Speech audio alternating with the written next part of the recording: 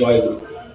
একটা কথা আমাদের বারবার মনে রাখতে হবে যে আমাদের যে আনন্দ, প্রকৃত আনন্দ, সেটা কিন্তু আমি কি এই অহংকার বা আমার মধ্যে যে লোভ আছে, মোহ, এর ঊর্ধ্বে উঠে যে আমি নিজেকে পাই, নিজেকে যখন প্রেমী হিসাবে পেতে পারি, আমি শরীর না আত্মা, এই বোধে যখন জাগতে পারি, যে বোধে আমি তার সাথে যোগ রাখতে পারি, আনন্দ তো এইখানেই হয়।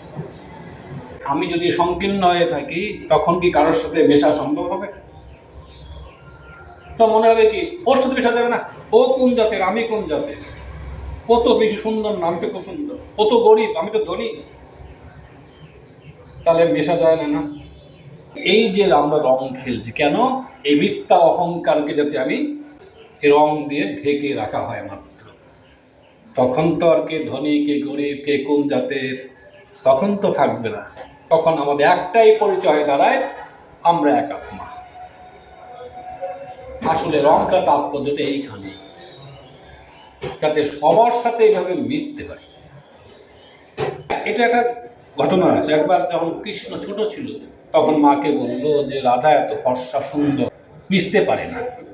এইবার মা বলল, যা তার মুখে আবির দিয়ে আয়, রং দিয়ে আয়, তখন তো আর সুন্দর থাকবে না। কৃষ্ণ বলল, রং দিয়ে তো কুৎসিত হয়ে যাবে। তখন মা বলছে, তখন এই ভিতরের যে স্বচ্ছ মনটা বেরিয়ে আসবে।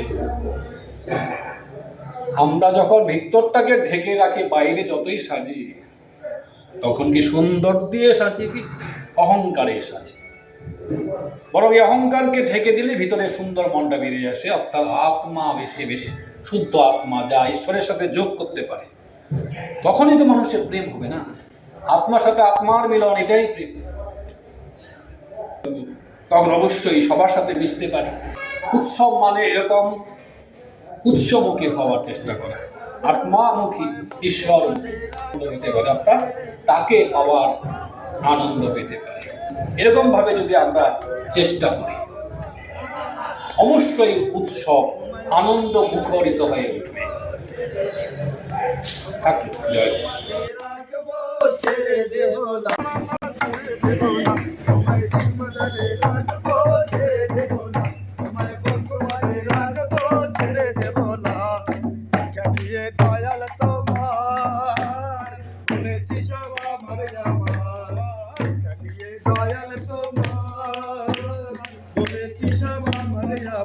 একবারে জয় গুরু বলে চলো না,